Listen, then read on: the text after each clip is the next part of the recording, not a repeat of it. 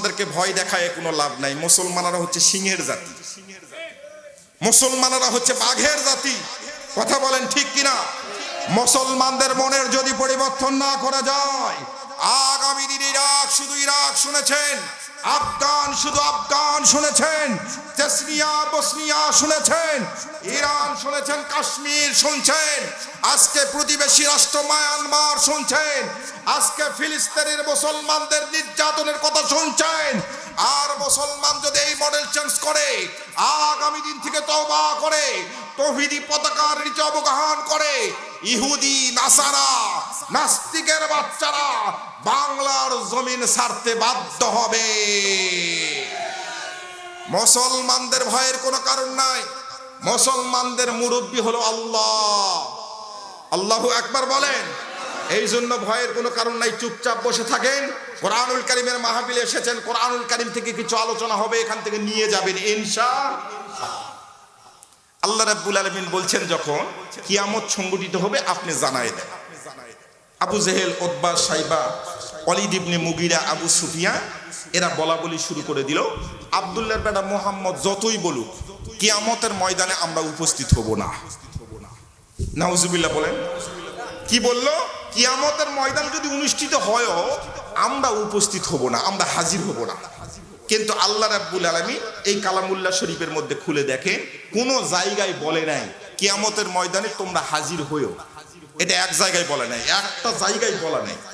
কিয়ামতের ময়দানে তুমি আইসো, কিয়ামতের ময়দানে তুমি এসে তোমার হিসাবটা দেখায় তুমি যাইও, এইরকম একটা জায়গায় আপনি বের করে দেখাতে পারবেন না। আজকের মাহফিলে আপনাকে যখন মাইকিং করা হয়, আপনাকে কি বলা হয়েছে যে মাহফিলে আপনারা অবশ্যই যাবেন, যদি না যান আপনাদেরকে ধরে ধরে নিয়ে যাওয়া হবে, এরকম বলা হয়েছে? আপনাদেরকে বলা হয়েছে যে মাহফিল অমুক জায়গা থেকে অমুক বক্তা আসবে, আপনারা দলে দলে যোগদান করবেন, দুজাহানের কল্যাণ হাসিল হবে। কথা বলেন ঠিক কিনা?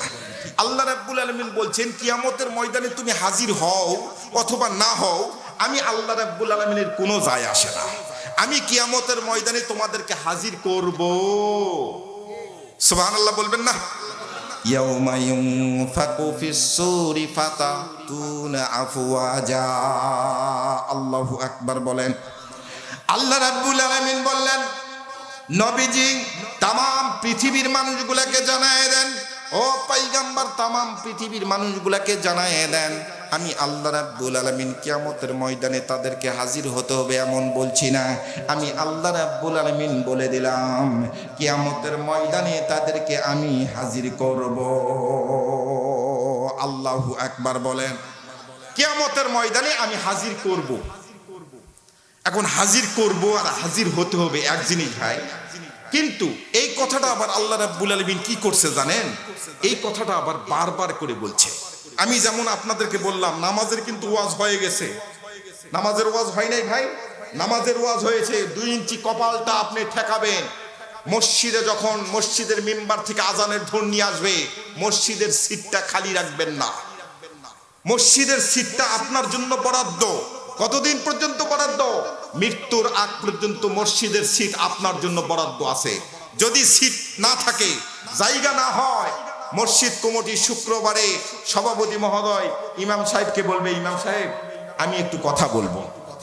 আরে ভাই মাইকটা ঠিক করেন না ভাই, মাইক ঠিক করতে করতে ওয়াজ তো শেষ হয়ে যাবে। মসজিদের কমিটি আস্তে করে ইমাম সাহেবকে বলবে, হুজুর আমি একটু কথা বলবো। কি কথা? উনি দাঁড়িয়ে থেকে বলবে,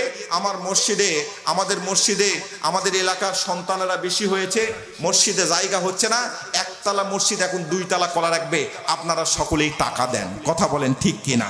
তার মানে মসজিদের সিট বরাদ্দ করার দায়িত্ব সমাজের সমস্ত মানুষ ঐক্যজোট করে মসজিদের সিট বরাদ্দ করবে। আপনার মসজিদের সিট যেন আপনার খালি না থাকে, এটার দায়িত্ব হলো আপনার। ঐক্য করে চলেন, ঐক্য করে। কে ফুরফুরা, কে চরমোনাই, কে হাটহাজারি, কে হেফাজত ইসলাম, কে ফুরফুরা দলে, কে বাংলাদেশ জামাত ইসলামী, এগুলো দেখার টাইম নাই, এগুলো দেখার সময় নাই। এখন ঐক্যজোট করে এক জায়গায় একত্রিত থাকেন।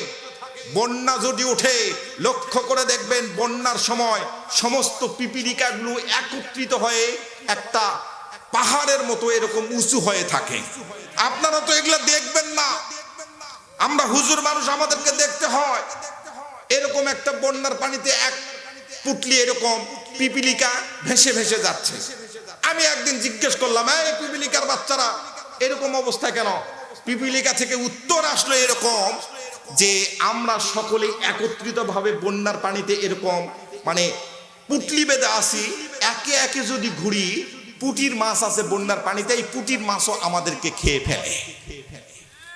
আর যখন একত্রিত ভাবে থাকি বন্যার পানিতে, ওই নদী থেকে বোয়াল মাছ আসছে, ওই বোয়াল মাছও দেখার পর দেখি ওরে বাপরে পাহাড়, এই পাহাড়ও আক্রমণ করা যাবে না, আমরা বেঁচে যাই, আমাদের কোনো ক্ষতি করতে পারে না। সম্মানিত হাজিরিন, একত্রিত হওয়ার সময় এসেছে, এখন একত্রিত হতে হবে।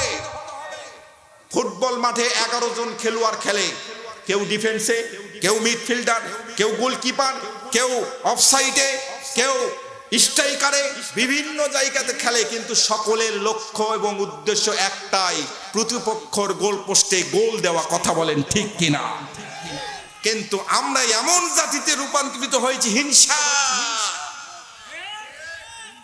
গরু খাদের মধ্যে পড়ছে, একজনের গরু খাদের মধ্যে পড়ছে, উপর দিয়ে বন্যার পানি যাচ্ছে, মাথাটা শুধু বের হয়ে আসে, একজন দড়ি ধরে এভাবে টনটন অবস্থা দড়ি ধরে আসে।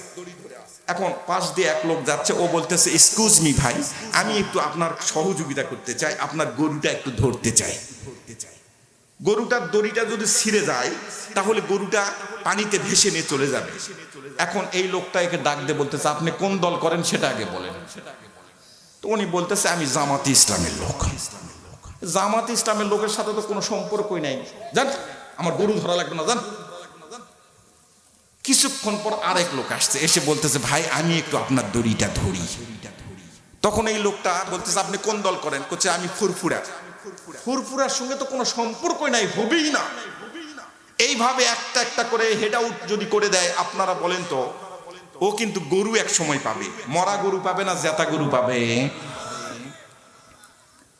মরা গরু পাবে, জেতা গরু পাবে না। গ্রামের পুকুরের মাঝখানে একটা শিশু সন্তান, আপনার সন্তান, ওখানে ডুবে যাচ্ছে, সাঁতার জানে না, ডুবে যাচ্ছে। এখন আপনি এখান থেকে আপনি এরকম দোয়া পড়তেছেন, ইন্নাল্লাহা মা'আস সাবিরিন, আল্লাহ বলছেন নিশ্চয়ই যারা ধৈর্যশীল তাদের সঙ্গে আমি আছি। এখন দোয়া পড়তেছেন আর আপনি অপেক্ষা করতেছেন।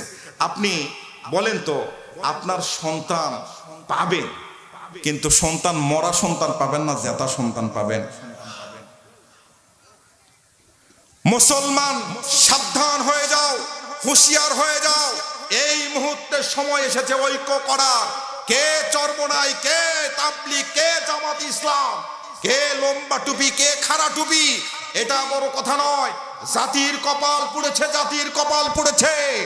একজনের বাড়িতে আগুন লাগলো, পাশ দিয়ে এক লোক সেখানে যাচ্ছে, গিয়ে আগুন নিভানোর কথা বলে কেরোসিন ঢেলে দিল। আপনারা বলেন তো, আগুন বেশি হবে না কমবে? সব বিজাতিরা যখন এক জায়গায় একত্রিত হয়ে জাতিসংঘ তৈরি করা হলো, তখন মুসলমানদের স্পন্দনের, হৃদয়ের স্পন্দনের নবীকে নিয়ে এই জাতিসংঘের চেয়ারে বসে আল্লাহর নবীকে নিয়ে কটূক্তি করছে। আর মুসলমান দেশের কোনো নেতা সেখানে বসে মুখে চকলেট লাগিয়ে আছে, কোনো কথা বলতে পারে না। জাতির কপাল পুড়েছে, জাতির কপাল পুড়েছে। যে দেশের মানুষ দুবেলার দুমুঠো ভাত পেট ভরে খেতে পারে না, এমন অকল্যাণকর দেশে আমরা কেমনে বলবো আমার সোনার বাংলায় আমি তোমায় ভালোবাসি? যে দেশের মেয়েরা রাস্তায় চললে ছেলেরা শীষ দেয়, আমরা কেমনে বলবো আমার সোনার বাংলা আমি তোমায় ভালোবাসি? অতএব স্পষ্ট কথাই বলতে চাই, এদেশ আমাদের মায়ের দেশ, এদেশ আমাদের বাপের দেশ, এদেশ শাহজালালের দেশ, এদেশ শাহপরানের দেশ, এদেশ শাহ মাকদুমের দেশ। এদেশে মাস্তানি করার অধিকার কারো না। এদেশের সংস্কৃতি এদেশেই চলবে, বিজাতীয় কোন সভ্যতা এদেশে চলতে দেওয়া হবে না। সুতরাং স্পষ্ট ভাষায় আমার বক্তব্য, আর সদ্য স্বাধীন দেশের নাগরিক, এই স্বাধীনতার উষালগ্নে দেশকে নতুন করে গড়ে তুলতে হবে। ইহার জন্য প্রয়োজন যেটা, সেটা হলো a true Muslim can not lead the honest and the pure life without the knowledge Quran and Sunnah. Man is created and Allah himself is the creation, but man is the wisdom. There are creation between the relation. Allah is Khaliq, man is only makhluk, man is only makhluk. চিৎকার করে বলেন আল্লাহু আকবার। তাকবীর দেন, লিল্লাহি তাকবীর। সম্মানিত হাজিরিন, এই জন্য আমাদেরকে ঐক্য হতে হবে। এখন ঐক্য হওয়ার সময় এসেছে, কথা বলেন ঠিক কিনা? আসুন সামনের দিকে নিয়ে যায়। আপনাদের অসুবিধা হচ্ছে বাবা? আলোচনা কিন্তু সবেমাত্র শুরু হলো, মনে করেন আলোচনা কোরআনুল কারীমের মধ্যে আমি প্রবেশ করলাম। সূরা আন-নাবা যে কয়টা আয়াতে কারিমা তেলাওয়াত করেছি